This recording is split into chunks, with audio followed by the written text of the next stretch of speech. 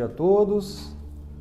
Em primeiro lugar, eu quero agradecer o convite da organização para a gente poder, mais uma vez, falar aqui sobre assuntos relacionados à saúde, né, que é uma das funções do médico que não é muito aqui as pessoas estão acostumadas, né, que é a questão de tratamento. Então, eu acho sempre muito importante a questão da informação, como eu vou procurar colocar aqui, e vem justamente nesse espinhoso tema que me deram aqui para a conferência, que me coube aqui colocar sobre a importância do SUS, né, que a gente tanto usa e tão importante é nesse país, e ele tem assim toda uma formatação, né? Quero dizer, ele tem todo um jeito que foi bolado para que as coisas acontecessem de uma maneira bem justa para todos os cidadãos, né? E para isso ele tem que ter regras, e essas regras então dependem desses conceitos que a gente vai colocar para vocês aqui.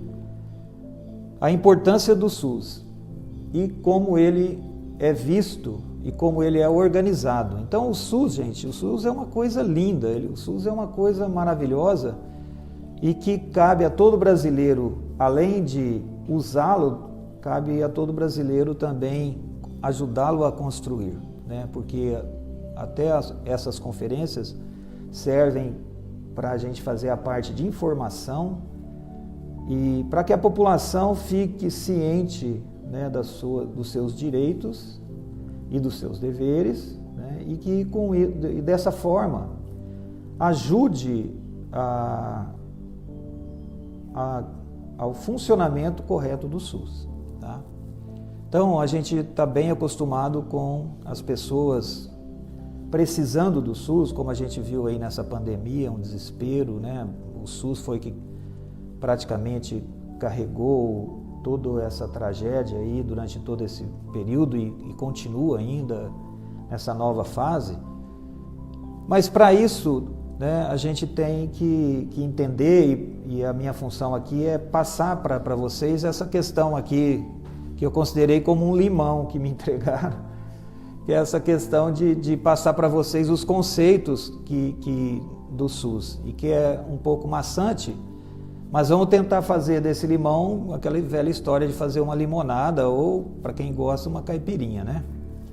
Então vamos falar, o intuito dessa conferência é a saúde mental, mas a saúde mental, no caso, ela é gerenciada também, né, nesse interim pelo SUS.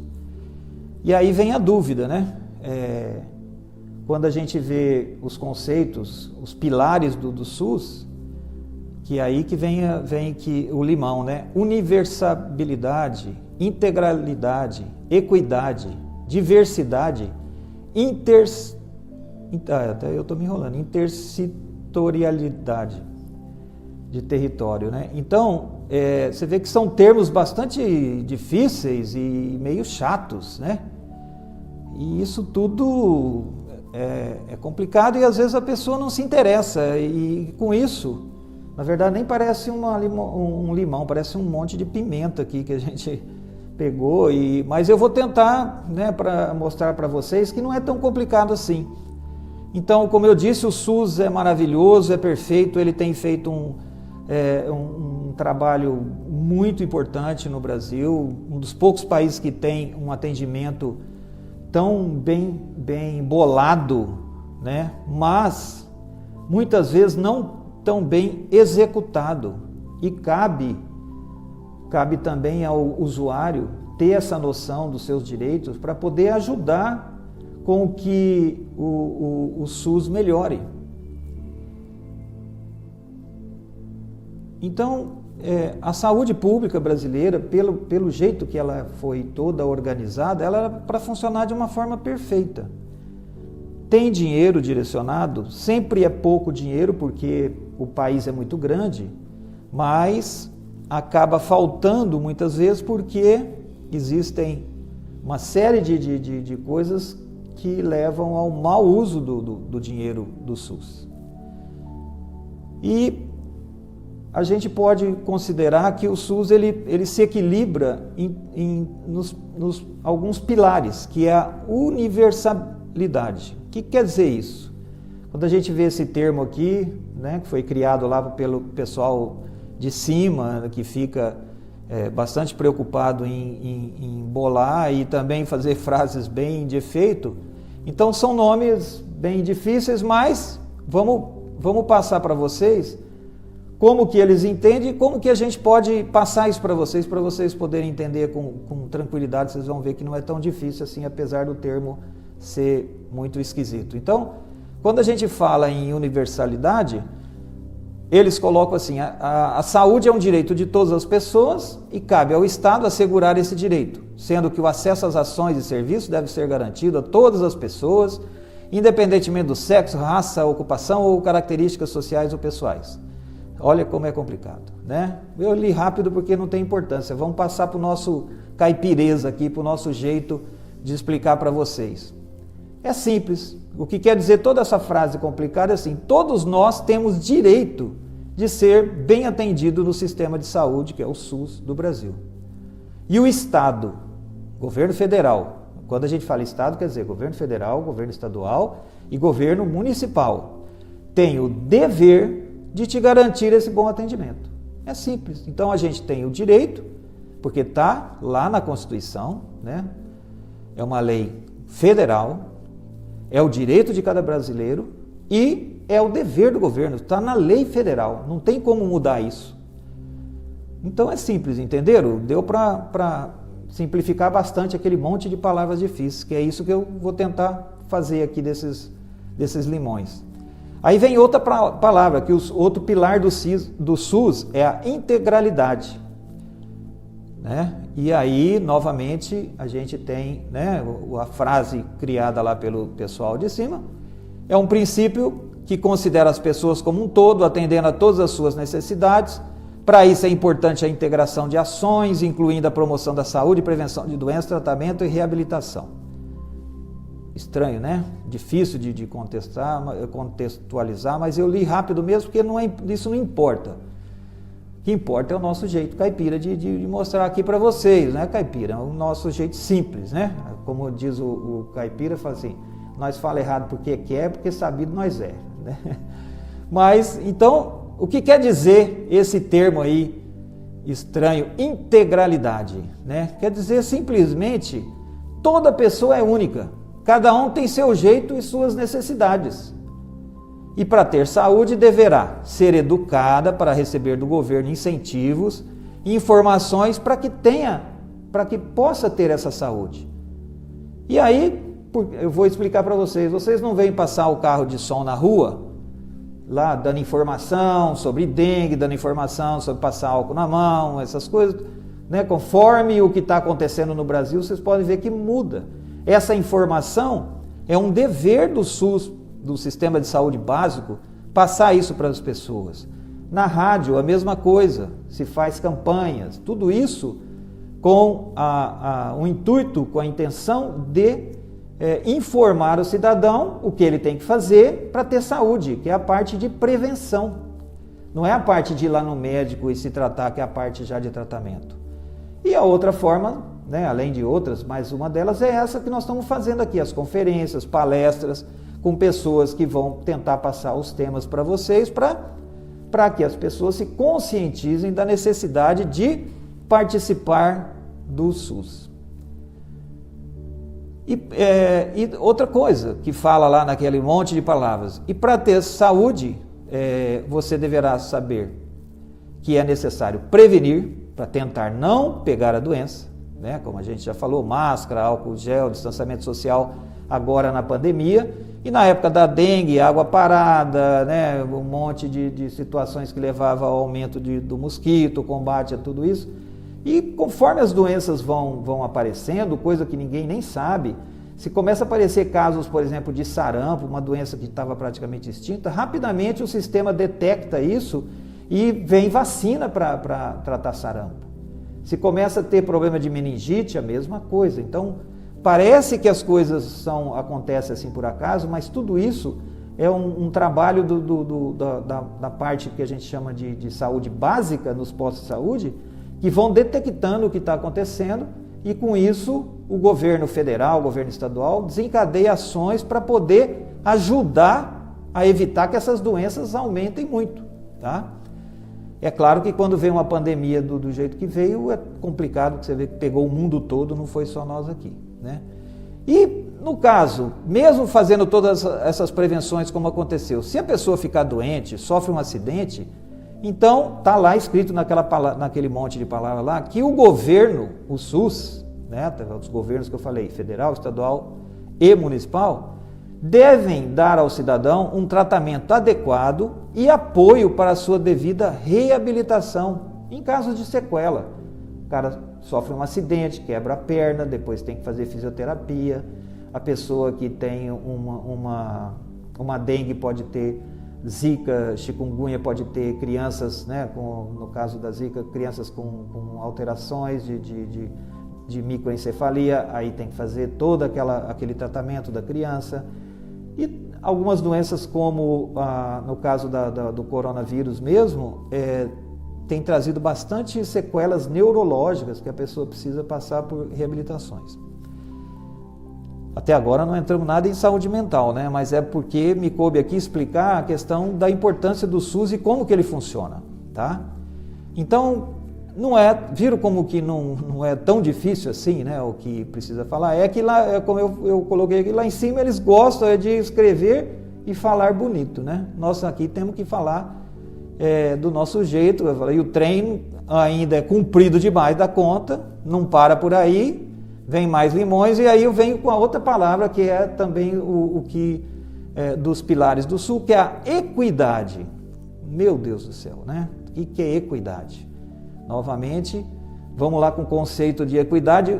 O objetivo do princípio da equidade é diminuir as desigualdades. Aí coloca lá, apesar de todas as pessoas possuírem direito aos serviços, as pessoas não são iguais e por isso têm necessidades distintas. Em outras palavras, equidade significa tratar desigualmente os desiguais, olha só, investindo mais onde a carência é maior.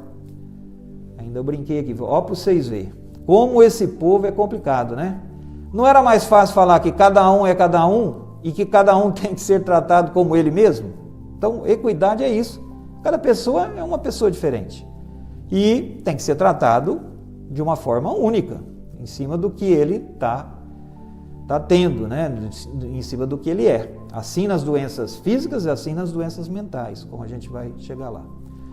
Portanto, mesmo todos os brasileiros tendo direitos iguais à saúde gratuita do SUS, se o dinheiro for pouco, como parece sempre ser, caberia à Justiça determinar que esse pouco de dinheiro que está disponível fosse direcionado primeiro aos mais necessitados, porque está lá na lei, saúde é um direito de todos, um dever do Estado, e as pessoas, o que acontece? As pessoas melhor informadas, e é para isso que a gente está aqui, para passar informação para todo mundo, elas têm acesso a advogados, elas têm acesso a alguns benefícios que acabam movendo ações no SUS, com pagamento às vezes, de medicações muito caras, e a pessoa mais simples, que não tem dinheiro, às vezes, nem para comer direito, acaba não tendo um remédio barato, básico, porque falta dinheiro. Se o município tiver, principalmente essas ações caem muito em cima do município, se o município tem que comprar uma medicação muito cara, falta dinheiro, né?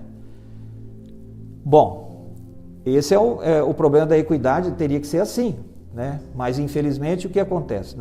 Meus 36 anos de experiência, eu sinto dizer que isso não acontece muito não. O que acontece é que as pessoas que acabam se beneficiando mais são as pessoas que têm melhor informação, pessoas que têm às vezes um nível de escolaridade melhor e tal, mas isso é por quê? Por causa da desinformação de vocês, a desinformação da população. Por isso que, às vezes, é importante escutar uma aula assim de conceitos, como eu estou tentando colocar aqui para vocês. Porque se você não souber dos seus direitos e dos seus deveres, você não vai atrás deles e, às vezes, vai até reivindicar um direito que você não tem e, com isso, vai ficar bravo, vai criar problemas, como Muitas vezes a gente vê no hospital as pessoas indo procurar um serviço que é um serviço de urgência para tratar um serviço que é ambulatorial, que tem médico no posto o dia todo, e a pessoa não vai no posto, depois quer ir no hospital às 2 horas da manhã e cria um problema para todo mundo, e isso acaba tirando a tranquilidade do sistema. Então, gente, a importância de saber dos seus direitos está lá, está na Constituição. E é para isso que estamos aqui, né, tentando transformar essas palavras difíceis aí, que são os limões, em frases, em exemplos mais simples para que todos entendam e possam, com isso, aprender a se defender.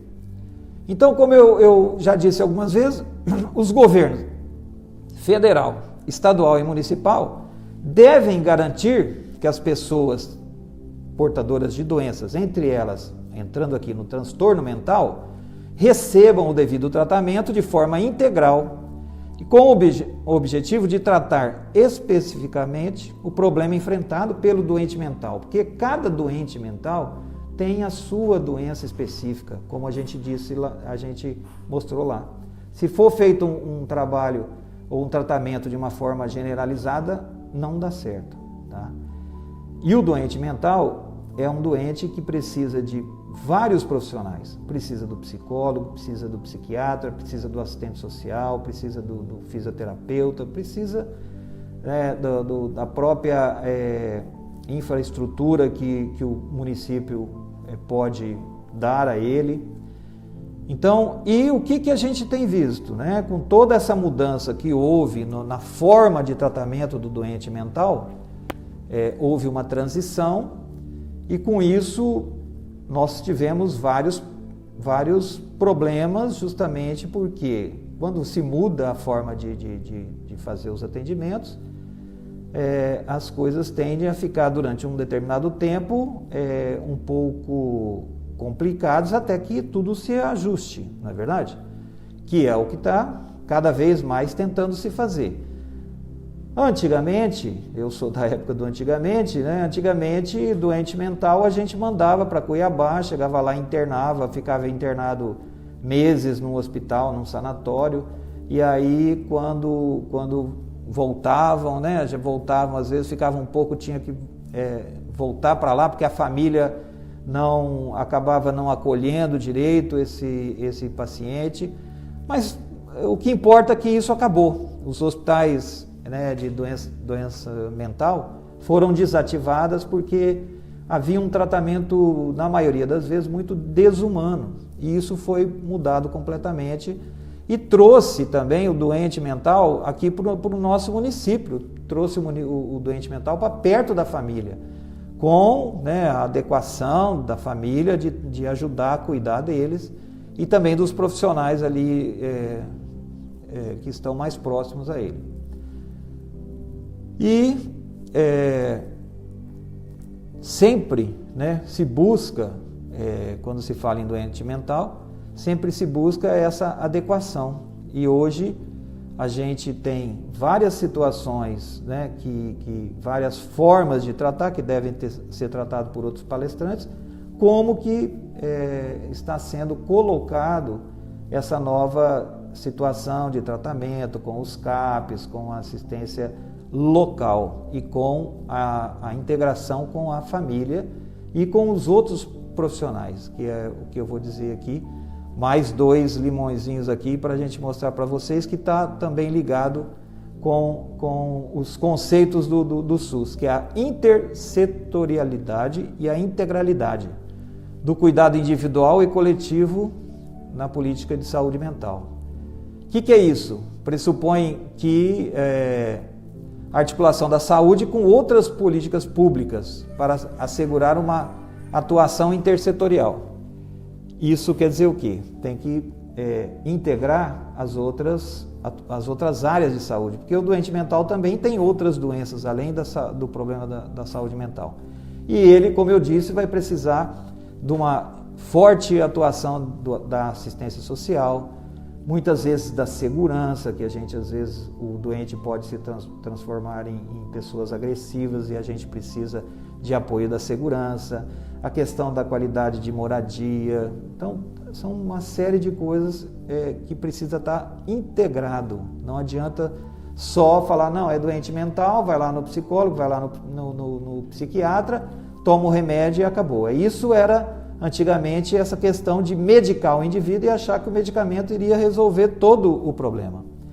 E hoje não é assim mais, se evoluiu, né, para uma atenção mais humana, um tratamento mais humanizado desse doente. E quando a gente fala em doente mental, eu gosto sempre de falar isso. Todo mundo entende muito bem o que é uma fratura do braço, o que é uma pneumonia, o que é um indivíduo que bateu a cabeça e teve um derrame, teve um infarto. Todo mundo entende muito bem as doenças físicas. Mas quando a gente fala em doença mental, ainda há um preconceito muito grande. As pessoas, né, que têm transtorno mental acabam muitas vezes não se tratando direito, principalmente quando estão progredindo, no caso, por exemplo, muito grave da esquizofrenia, que começa em torno dos 15 anos, às vezes o jovem tem um surto, a família não aceita o diagnóstico e vão complicando, depois ele sai do surto, para de tomar o remédio, não aceitam, e há um preconceito muito grande, e isso vai futuramente causar uma cronicidade desse quadro que vai complicar muito a vida das pessoas. Por causa do quê? Do preconceito. Então, como eu estava falando, todo mundo aceita muito uma doença física, mas quando a pessoa tem uma doença mental, fala, não, isso é frescura, isso é coisa, você tem que se apegar com Deus. Não, todo mundo tem que se apegar com Deus, tem que ter fé, tem que, né, buscar ajuda espiritual, isso é muito importante. Agora, deixar de tomar um remédio que foi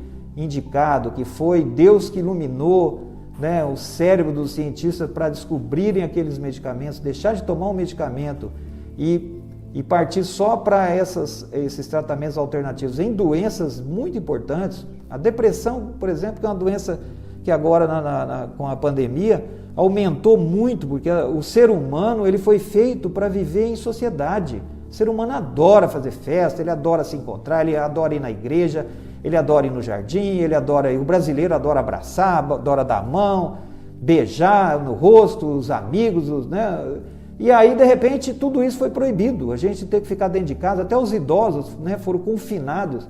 E esse confinamento gerou um monte de problemas para os jovens, para os de meia idade e para os idosos também, né? Que aqui em Rio Branco muitos reclamam para mim, poxa, acabou a nossa dança, acabou nosso encontrinho que aquilo para eles era a vida deles. Idosos às vezes já viúvos que viviam, né, solitários, iam naqueles encontros, se sentiam felizes, dançavam, e aquilo era a vida deles. De repente, tudo isso foi tirado. Do jovem foi tirado o encontro com os amigos, a escola. Isso causou muitos problemas psicológicos, psíquicos, transtornos mentais, e que muitas vezes vêm sendo mal conduzidos, né, porque a pessoa entra num estado de ansiedade muito grande, acaba não se tratando, e isso gera sequelas neurológicas, neuropsiquiátricas lá na frente. Então eu conheci pessoas que, por causa da pandemia, chegaram a entrar debaixo da cama, não queria ver ninguém. Chegava alguém em casa, a pessoa se escondia, entrava debaixo da cama, não queria cumprimentar ninguém. E tinha razão, porque a doença acabou matando muita gente conhecida aqui nos nossos municípios, que inclusive meu pai faleceu dessa doença. Então é uma doença importante que causou bastante problema de perdas. Essas perdas também trazem bastante transtorno mental. Quantas pessoas ficaram viúvas, quantas mães perderam seus filhos, né? Pessoas queridas, mulheres perderam seus esposos. E isso tudo gera sofrimento, gera, né, falta de sono, gera depressão, ansiedade, né?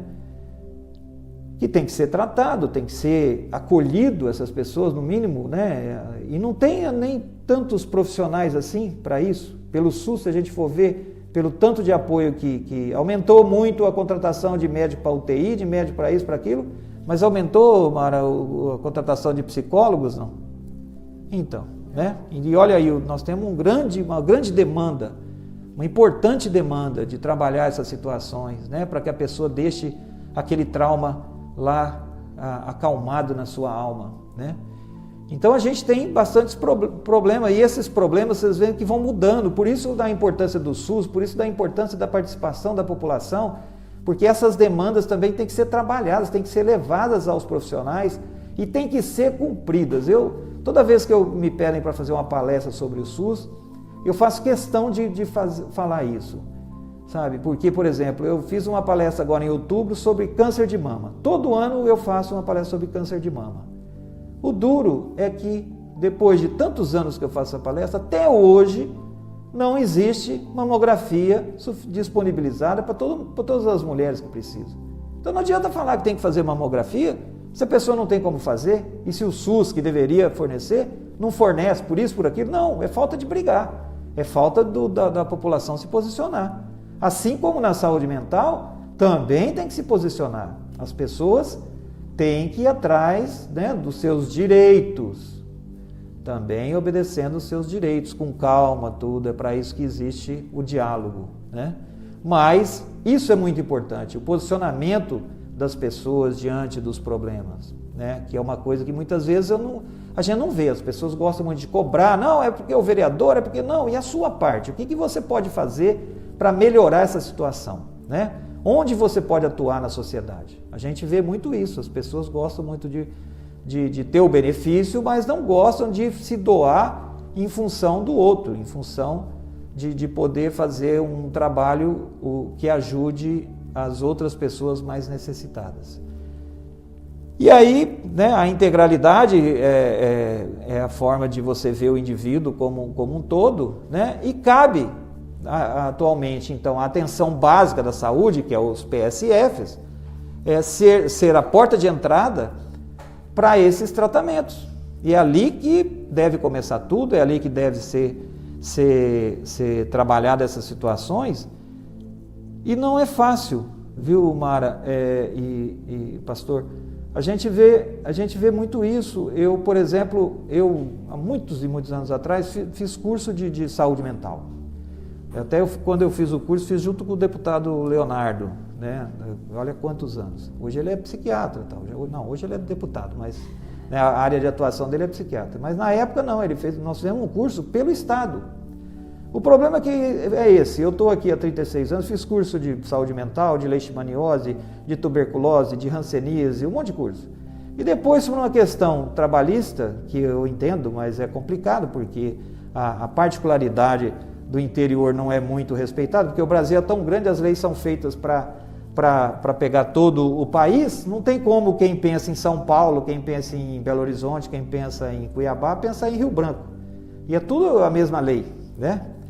Então a gente tem as dificuldades e no fim eu tive que parar de atender no posto de saúde por questão de carga horária, e todos esses cursos, assim, pro estado que eu tinha feito, tudo, joguei na lata do lixo, né? Assim, para mim ficou, quem me procura, mas ficou uma lacuna, né? Então, porque essa capacitação até do profissional é difícil, e com essa ciclicidade que a gente vê no interior hoje, que é o comum, né? Cada ano muda os médicos, não é culpa de ninguém, é uma situação que existe, é a nossa situação, né?